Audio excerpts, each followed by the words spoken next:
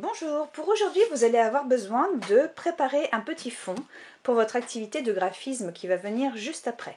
Alors pour cela vous allez prendre une palette, vous allez choisir de la peinture. Alors moi je vais mettre, hop là, un petit peu de bleu, je vais mettre du rouge,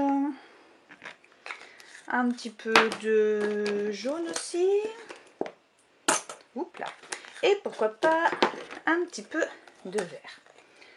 Ensuite, une fois que vous avez préparé votre peinture, vous allez prendre une pomme de terre. Ça, je suppose que tout le monde en a à la maison. Une pomme de terre, vous allez demander à papa ou à maman de vous la couper en deux et on va faire de la peinture à la pomme de terre.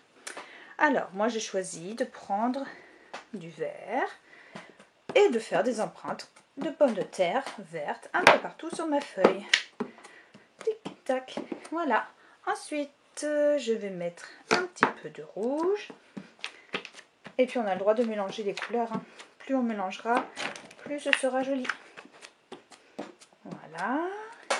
Et puis pourquoi pas maintenant un petit peu de jaune. Tac. Voilà. Et puis pour terminer, je vais mettre du bleu. Dès que vous avez terminé, vous allez attendre que votre activité sèche et ensuite vous pourrez faire votre activité de graphisme.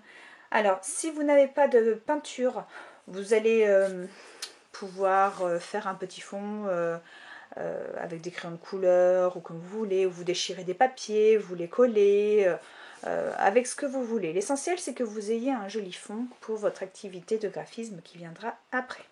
Allez, à tout de suite! Maintenant, nous allons passer à l'activité de graphisme. Alors, en classe, nous avons déjà appris à tracer des lignes verticales, dans ce sens-là, et nous avons appris à tracer des lignes horizontales, dans ce sens-là. Nous allons aujourd'hui combiner les deux gestes graphiques pour pouvoir tracer des échelles.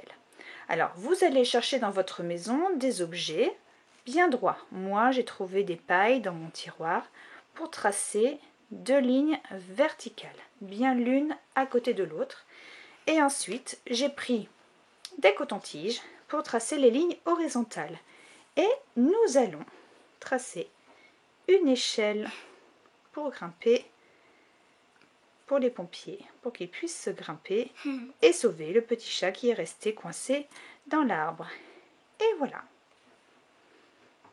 Ça y est, ma peinture est sèche, je vais pouvoir faire mon graphisme dessus. Alors, rappelez-vous, il va falloir tracer deux lignes verticales.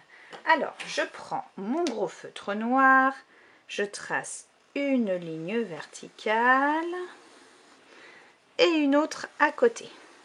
Voilà, je vais faire une jolie échelle.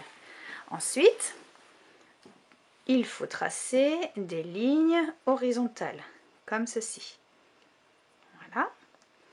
Et bien, c'est parti pour les lignes horizontales.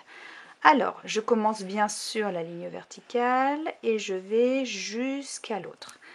Je commence ici jusqu'à l'autre. Alors, on peut faire plein de barreaux à notre échelle. Voilà, comme ceci. Maintenant, je vais vous montrer ce qu'il ne faut pas faire. Alors, il ne faut pas faire des barreaux qui commencent ici, en dehors, et qui vont jusque là. Ça, c'est non. Attention, il ne faut pas faire des barreaux tout de travers comme ça aussi, hein, qui se croisent. Non, non, non.